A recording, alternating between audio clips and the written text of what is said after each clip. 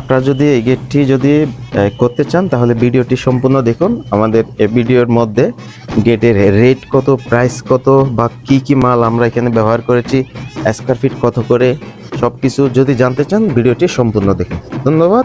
আপনারা ভিডিওটি উপভোগ করুন, কমেন্টে জানাবেন। ধন্যবাদ। একটি বাড়ি একটি মানুষের সারা জীবনের স্বপ্ন, কিংবা সারা জীবনের অর্থের উপার্জিত টাকা দিয়ে সে একটি বাড়ি, সেটি বাড়ি নয়, সেটি একটি স্বপ্ন।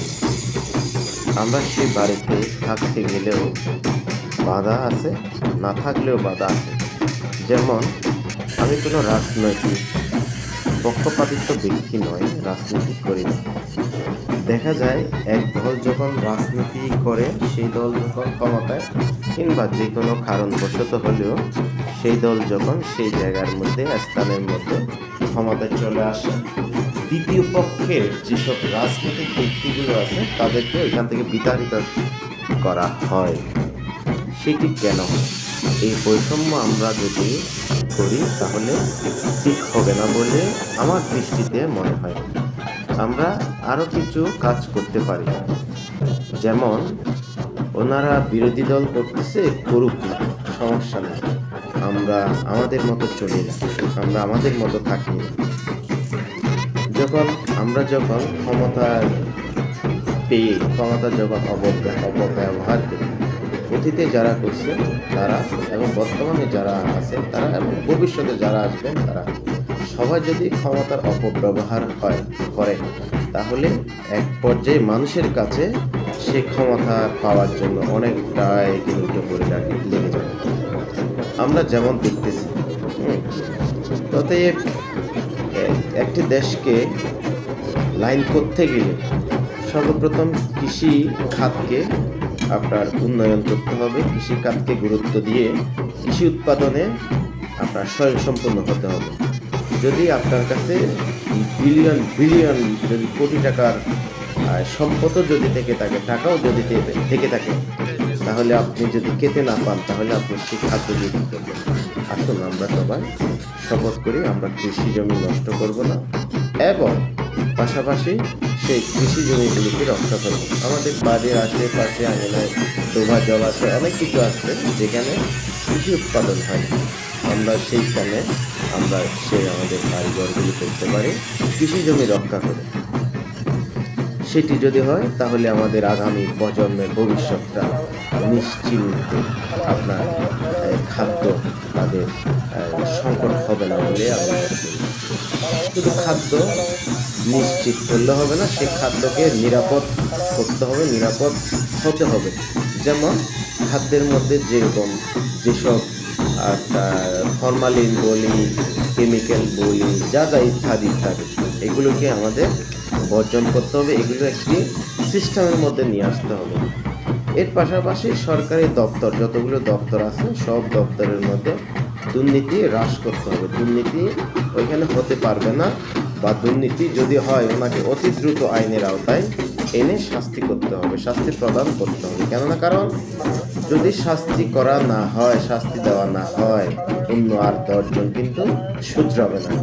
অতএব সেই ক্ষেত্রে আমি মনে করি আর বাকি যারা আছে তাদেরকে শিক্ষা দেওয়ার জন্য হলেও যারা দুর্নীতি করতেছে তাদেরকে শাস্তি দেওয়া উচিত বলে মনে করি। এখন যদি কেউ দুর্নীতি করে তার সাথে যদি আপোষ মিটমাট করে নেয়, তাহলে তো তাকে আমরা আশ্রয় দিলাম, সে আমরা হলে ভালো হবে না। এটি হলো সেই 2-3টি ধাপ। আরও বেশ কয়েকটি ধাপ আছে, যেমন যেভাবে আপনার অপরিকল্পিত যেসব প্রকল্পগুলো নেওয়া হয়, কোনো পরিকল্পনা নেই। যেমন রাস্তা খোঁড়াখুড়ি, আপনার একটি রাস্তা কাজ করলো, এখানে ঢালাই দেওয়ার কথা ছিল 3 ইঞ্চি, আপনার বা দুনা দেওয়ার কথা ছিল 3 ইঞ্চি, ওখানে 3 ইঞ্চি না দিয়ে দুনাটি হয়ে যাচ্ছে আপনার প্রায় 1 ইঞ্চি, তাইলে এগুলো তো আর হবে না। এগুলো সব দুর্নীতির কারণে, দুর্নীতির মাধ্যমে হয়।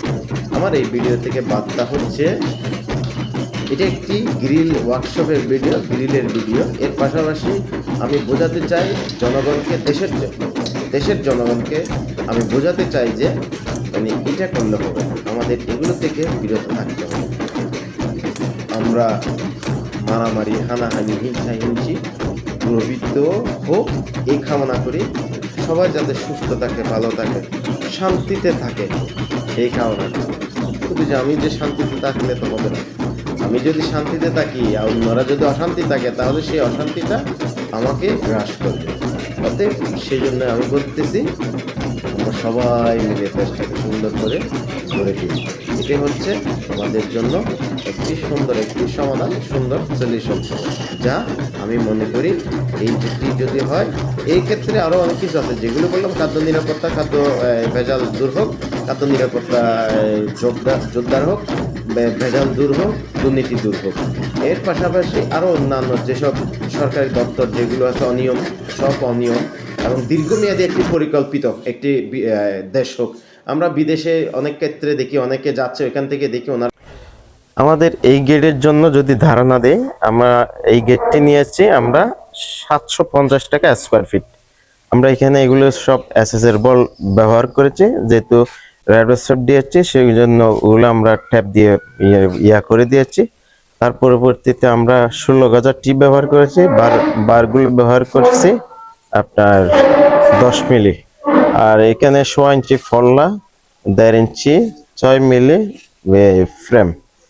আর এটা আমরা নিয়েছি 750 টাকা প্রতি স্কোয়ার ফিট। যদি আমরা এটি যদি খামারের দোকান থেকে যদি এগুলো সেল করে না দিই, এইভাবে যদি রাখি, তাহলে আপনার এই যে 16 গজা যে টিউব ব্যবহার করেছি সেগুলো যদি আমরা যদি 16 গজা ব্যবহার না করে যদি 22 গজা ব্যবহার করি, এটি যদি সেল যেটি আছে সেটি যদি না দিয়ে যদি এভাবে করে দিই, তাহলে 550 টাকা বা 500 টাকার মধ্যে চলে আসতে পারে।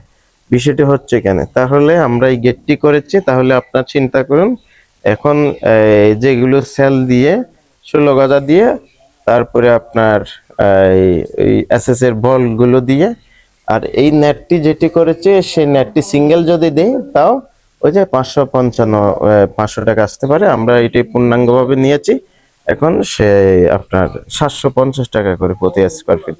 আপনারা চাইলে আপনারা আমাদের কাছ থেকে করে নিতে পারেন, অন্যথায় আপনার কোনো কাছে প্রতিষ্ঠান থাকলে ওখান থেকে করে নিতে পারেন। আর আমরা সর্বনিম্ন এই গেটটি 550 টাকা করা যেতে পারে। আর এই যেগুলো নেটগুলো ডাবল দেওয়া হয়েছে এখানে সিঙ্গেল হবে, আর এগুলো যে সেলগুলো করেছি এখানে কলি করেছি, এই যে সেল করেছি সেগুলো না করে এই টাইপের যদি করে দিই, আমরা যদি এই টাইপের করে দিই তাহলে রেট আরো কম আসতে পারে। বিষয়টি হচ্ছে এখানে। তাহলে ভিডিওটি সম্পূর্ণ দেখার জন্য অসংখ্য ধন্যবাদ। ডেসক্রিপশনে নাম্বার দেওয়া আছে, ওইখান থেকে প্রয়োজন হলে ফোন করতে পারেন।